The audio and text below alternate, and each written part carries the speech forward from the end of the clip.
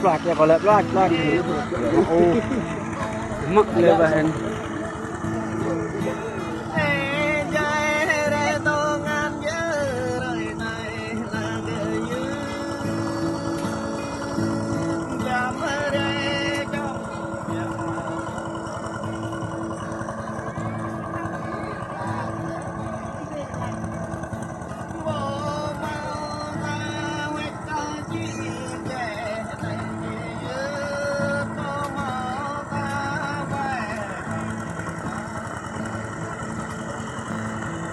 Chân, tôi chạy con đội nha nè.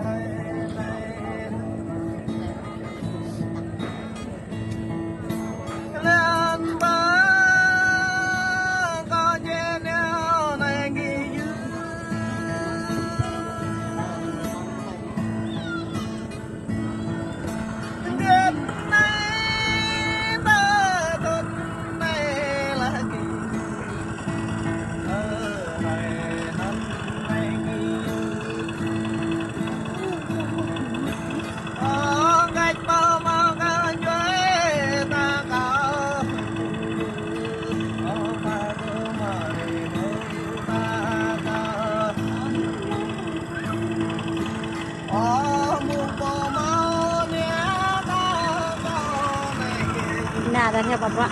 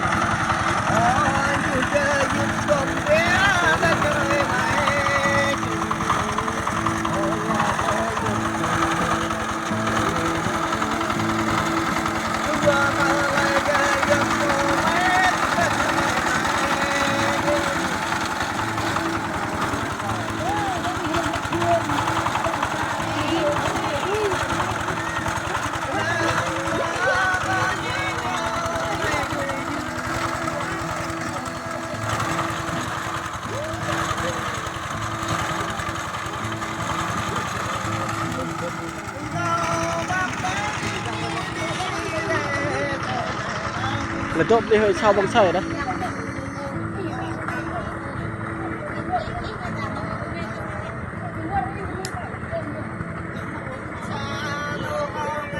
Nghìn điện trọ cây cho trọ cây ngùm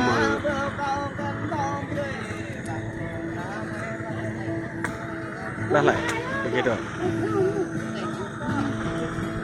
Hãy subscribe cho kênh Ghiền Mì Gõ để không bỏ lỡ những video hấp Hãy subscribe cho kênh Ghiền Mì Gõ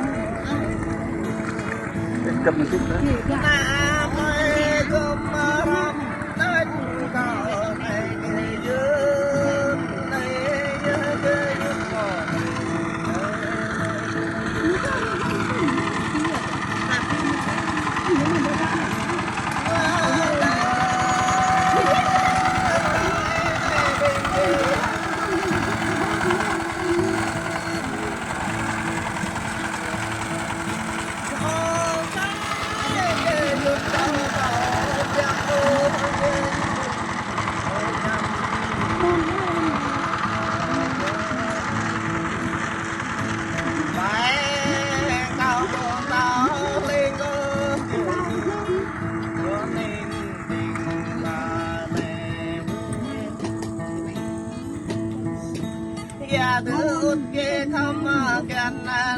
hấp dẫn